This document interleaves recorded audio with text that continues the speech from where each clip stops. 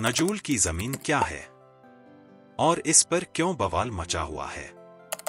नमस्कार, स्वागत है आप सभी का मेरे नए वीडियो में, नए ब्लॉग में। मेरा नाम है सचिन और आप देख रहे हैं मेरा YouTube channel Sachin vlogs LKO। आज का वीडियो नजूल की जमीन पर होने वाला है।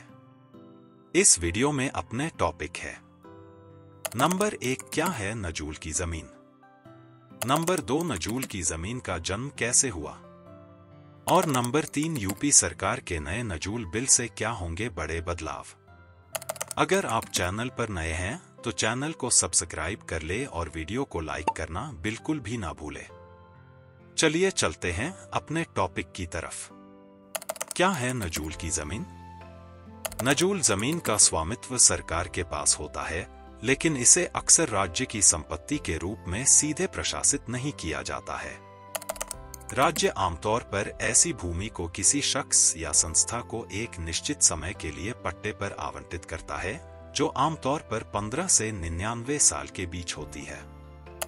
अगर पट्टे का समय खत्म हो रहा है तो कोई स्थानीय विकास प्राधिकरण के राजस्व विभाग को एक लिखित आवेदन पेश करके पट्टे को नवीनीकृत करने के लिए प्राधिकरण से संपर्क कर सकता है। सरकार पट्टे को नवीनीकृत करने या इसे रद्द करके नजूल जमीन को वापस लेना के लिए आजाद है।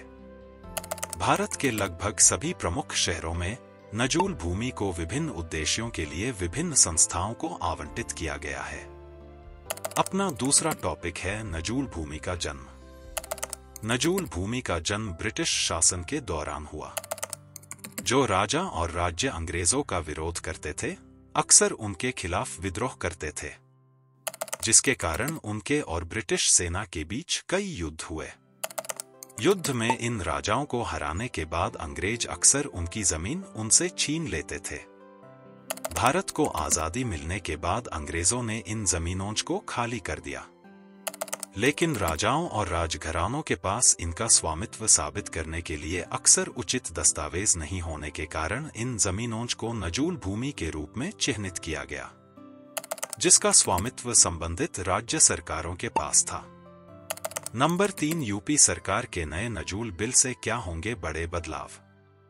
इस विधेयक के कानून बनने के बाद से नजूल की जमीनों को लेकर कई बड़े बदलाव हो सकते हैं। इस एक्ट के प्रभावी होने के बाद से उत्तर प्रदेश में किसी भी नजूल जमीन को किसी निजी शख्स अथवा निजी संस्था के पक्ष में फ्री होल्ड नहीं किया जाएगा।